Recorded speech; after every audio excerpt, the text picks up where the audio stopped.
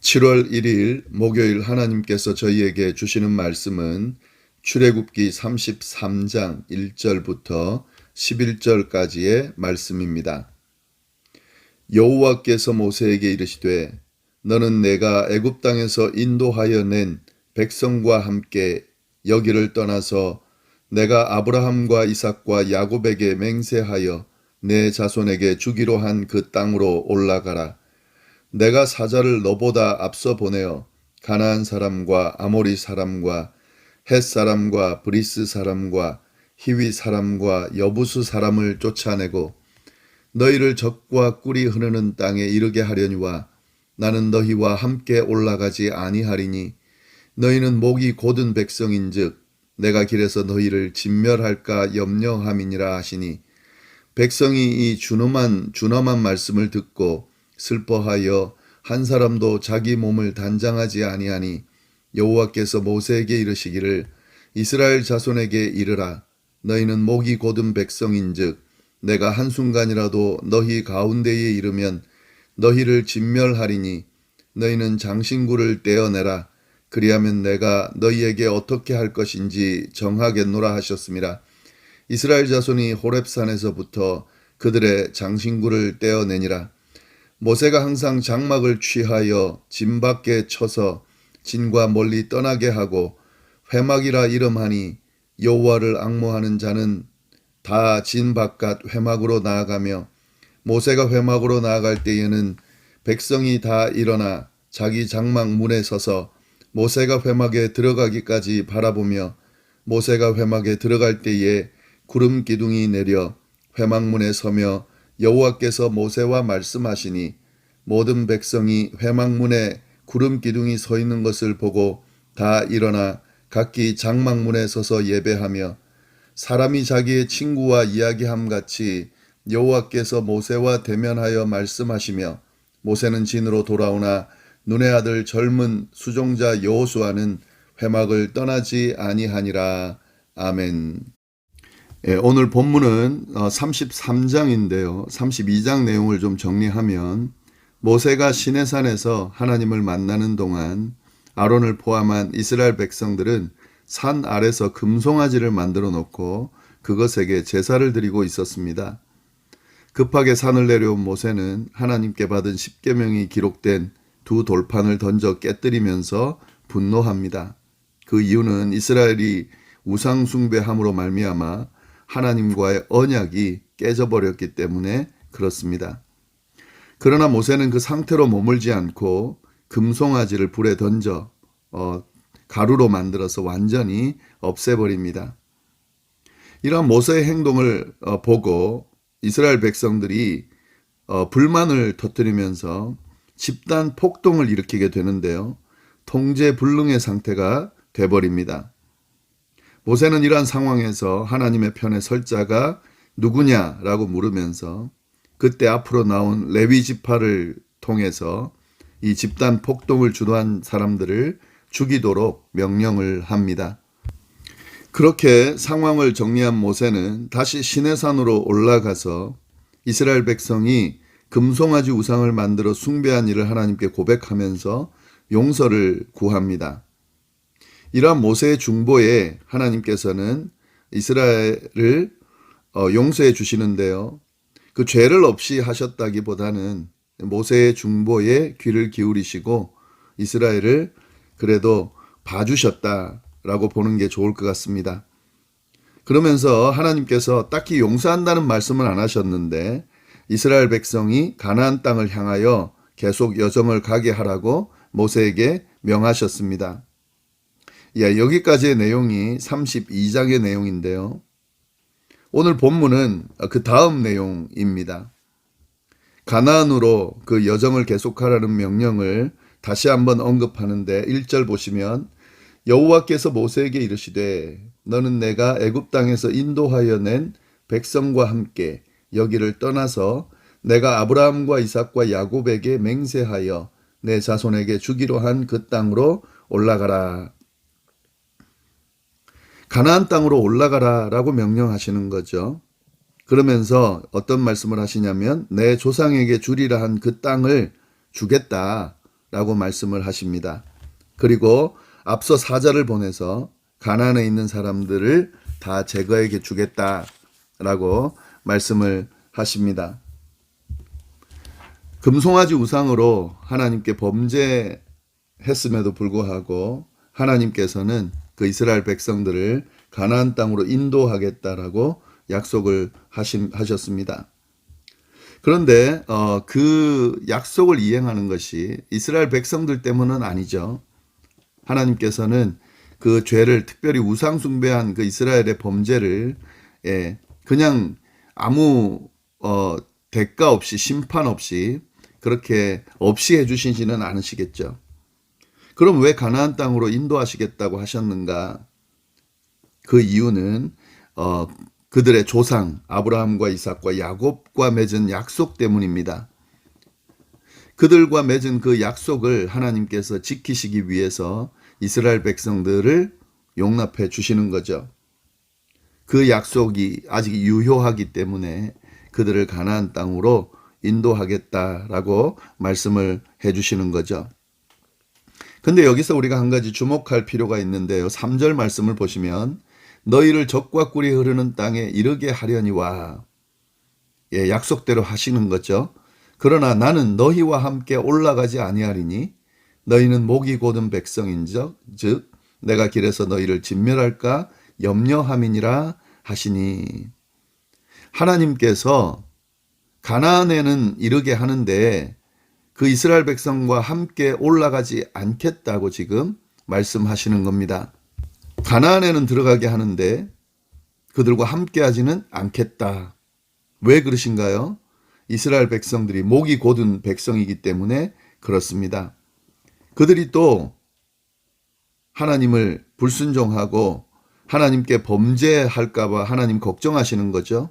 그렇게 되면 그들을 진멸할 수밖에 없는데 차라리 그것보다는 같이 가지 않는 것이 낫다라고 말씀을 하시는 거죠. 이스라엘 백성들의 완악함을 하나님이 걱정하시는 겁니다. 그들의 연약함과 완악함이 여전히 남아있다는 사실을 아시기 때문에 그들이 또 하나님 앞에 그렇게 범죄할 때에 하나님이 그때는 완전히 진멸할까 염려됨으로 같이 가지 않겠다라고 말씀을 하시는 거죠. 하나님께서 이스라엘 백성들을 배려하는 모습이 아이러니하게도 담겨져 있고요. 그리고 이스라엘에 대한 불신에 대한 마음이 하나님 앞에 있음을 알 수가 있습니다. 그러나 그들의 모습, 그들의 또 대한 생각에 상관없이 그들의 조상과 맺은 언약을, 약속을 지키려 하시는 하나님의 모습, 마음이 좀 잘 담겨 있습니다. 이런 상황은 어떻게 보면 좋아 보이지만 좋은 건 아니죠. 가나안 땅으로 들어가게 하시겠다. 그건 하나님께서 약속을 이행하시는 거니까 우리 그 이스라엘 백성들에게 좋다 이렇게 생각할지 모르지만 하나님께서 동행하지 않으시면 의미가 없습니다. 하나님께서 동행할 때에 이스라엘 백성들의 의미가 있는 것이기 때문에요. 같이 올라가지 않는다라고 하는 것은 아무리 가나안 땅을 얻는다 하더라도 그들에게는 의미가 없는 그런 결과물이 될 것이다 하는 거죠. 그런데 하나님께서 그렇게 말씀하셨다 하는 거죠. 이에 대한 이스라엘 백성들의 반응이 어떤가? 4절 말씀을 보시면은요. 백성이 이 준엄한 말씀을 듣고 슬퍼하여, 슬퍼했다는 거죠. 한 사람도 자기 몸을 단장하지 아니했다. 하나님의 이 말씀이 그냥 좋게만 들리지는 않았던 거예요. 이스라엘 백성들에게. 가나안으로 들어가겠다. 가나안만 들어가면 되지 뭐.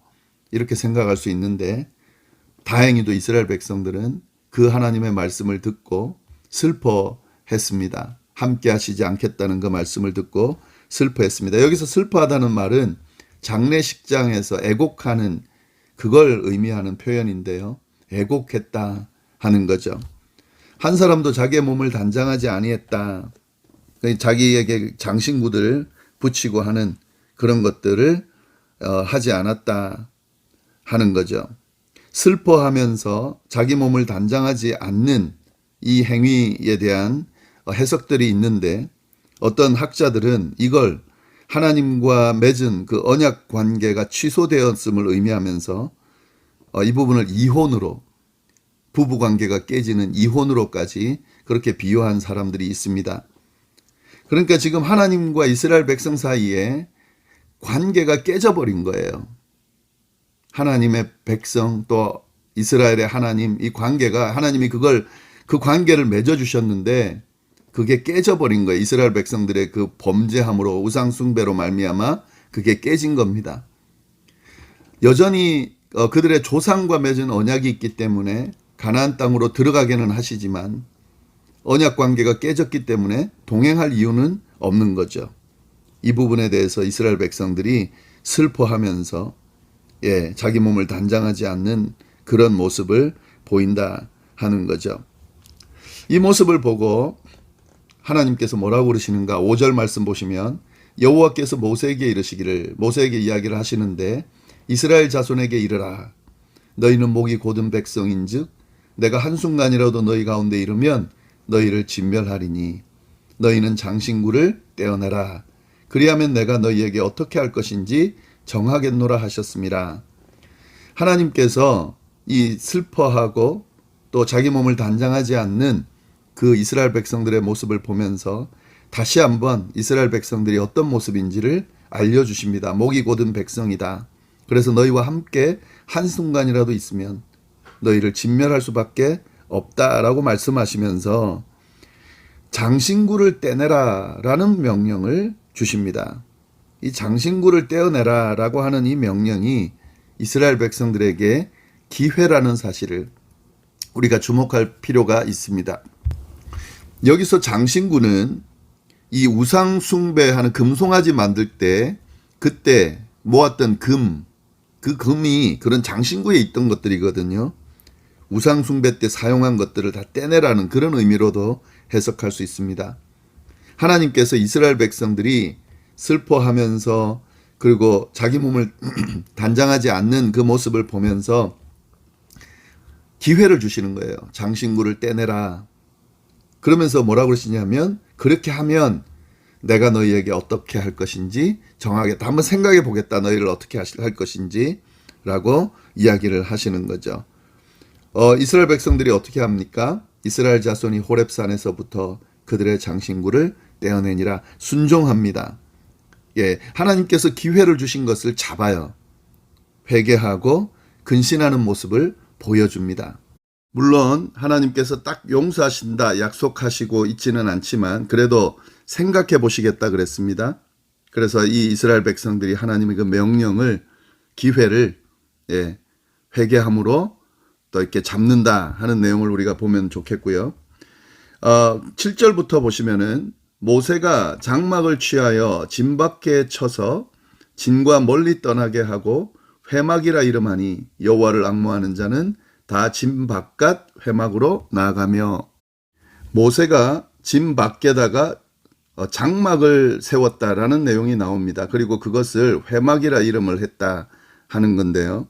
여기서 이 회막, 장막은 하나님께서 지시하신 그 성막과는 다릅니다. 이건 모세가 세운 거예요. 아직까지 그 하나님이 지시하신 성막이 건립되기 전에 모세가 설치하고 이름을 붙인 곳입니다. 모세가 하나님과 만나기 위한 장소를 만들어 놓은 건데 그곳은 여호와를 앙모하는 자는 다 그 회막으로 나아갈 수 있게 그렇게 만들었습니다. 그리고 거기서 이제 하나님과 만나는데요. 9절 말씀 보시면은 모세가 회막에 들어갈 때에 구름 기둥이 내려 회막문에 서며 여호와께서 모세와 말씀하시니 하나님이 모세와 그렇게 말씀을 나눠주신다는 거죠. 그 회막 안에서. 그리고 그런 모세와 하나님 사이의 그 대화가 어느 정도 친밀하냐면 11절 보시면 사람이 자기의 친구와 이야기함 같이 여호와께서는 모세와 대면하여 말씀하시며 이렇게 이야기를 합니다. 모세와 대면했다는 것은 얼굴을 마주봤다는 의미보다는 친밀하게 그렇게 친구처럼 대화를 나눴다 하는 내용인데요. 이럴 때에 이걸 지켜보는 백성들이 어떻게 했냐를 오늘 말씀을 좀 잘 보면 좋겠습니다. 모세가 하나님과 대화하는 것은 앞에도 쭉 나오는 내용들이니까요. 그런데 그 모세가 진 밖에 있는 회막에 들어가서 하나님과 만날 때에 그때 구름 기둥이 내려왔더니 하나님의 임재를 나타내는 거죠. 그 모습을 백성들이 어떻게 지켜보는가 하는 거죠. 8절 말씀 보시면은 모세가 회막으로 나아갈 때에는 백성이 다 일어나 자기 장막문에 서서 모세가 회막에 들어가기까지 바라봤다. 그러니까 모세가 회막으로 들어갈 때에 그때 백성들이 다 자기 장막 앞에 서서 모세가 회막에 들어가는 것을 지켜본다는 거죠. 그리고 이제 모세가 하나님과 만나는 그때 구름 기둥이 내려와서 회막문에 서는 걸 보잖아요. 그때 10절 모든 백성이 회막문에 구름 기둥이 서 있는 것을 보고 다 일어나 각기 장막문에 서서 예배했다. 이 이스라엘 백성들은 그 회막으로 나가지는 않았지만 모세가 회막에 들어갈 때에 자기 장막 문에 서서 그걸 지켜보고 하나님이 임재하시는 구름 기둥의 표징을 보게 되면은 같이 예배를 드렸다는 거죠. 그 자리에서 각자 그 장막문에서 예배를 드렸다 하는 거죠. 이스라엘 백성들이 정말 하나님이 주신 기회, 장신구를 제거하라라고 하는 그 기회, 그러니까 우상 숭배했던 그 흔적들을 없애라는 그 명령을 이행하면서 정말 회개하고 돌아온 것이 맞습니다. 그리고 모세와 함께 하나님께 예배하며 하나님께 집중하는 모습이 나옵니다. 이제 이런 모습을 가지고 모세가 또 하나님 앞에 중보기도를 드릴 텐데 하나님이 이들을 어떻게 용서하실지 않을지 생각해 보신다고 그랬으니까 어떤 결과가 나올지 이제 이 다음 내용에 나오겠죠. 그것도 우리가 좀 기대하면서 말씀을 보면 좋겠고요. 그리고 이제 마지막에 사람이 11절 자기의 친구와 이야기함 같이 여호와께서는 모세와 대면하여 말씀하시며 모세는 진으로 돌아왔다. 이제 내용이 나오는데 마지막에 어떻게 끝나냐면 눈의 아들 젊은 수종자 여호수아는 회막을 떠나지 아니하니라. 모세는 진으로 돌아왔는데 눈의 아들 여호수아는 계속 그 장막에 머물렀다는 거죠. 지금 모세의 수종자, 모세의 제자, 모세를 섬기는 사람으로 계속해서 따라다니고 있는 여호수아를 등장을 드문드문 시킵니다. 우리는 이것을 통해서 모세의 후계자로 여호수아가 세워질 것이라는 것을 그를 위해서 지금 계속 훈련받고 있다는 것을 우리가 알 수가 있습니다. 그 내용도 좀 잘 눈여겨봐 주시면 좋겠고요. 하나님께서 맺은 약속을 끝까지 이행하신다는 것을 우리 말씀을 통해서 알 수가 있어요. 이스라엘 백성들이 범죄했다 해도 그 조상과 맺은 약속을 이행하려는 하나님의 마음 모습이 나오고 또 이스라엘 백성들의 그 범죄했음에도 불구하고 그들을 품고 계시다는 것, 그들이 회개할 기회를 허락하신다는 것, 그리고 그들이 회개하면 받아주신다는 사실을 우리가 알 수가 있습니다. 이 사이에서 모세가 지금 계속해서 중보하고 있는 모습을 우리가 보면서 결국 하나님과 우리 사이의 중보자인 예수 그리스도의 그 모습을, 흔적들을 우리가 볼 수 있습니다. 말씀 다시 한번 잘 정리하면서 또 하나님 주시는 말씀을 잘 새길 수 있기를 바랍니다. 기도하겠습니다. 하나님 아버지, 오늘 또 주신 말씀 안에서 하나님의 음성을 듣게 하시니 감사합니다. 주신 말씀 잘 새기면서 오늘 하루도 어디에서 무엇을 하든지 하나님과 동행하는 삶을 살 수 있도록 인도하여 주옵소서. 함께하여 주시기를 간절히 바라고 살아계신 예수님의 이름으로 기도드립니다. 아멘.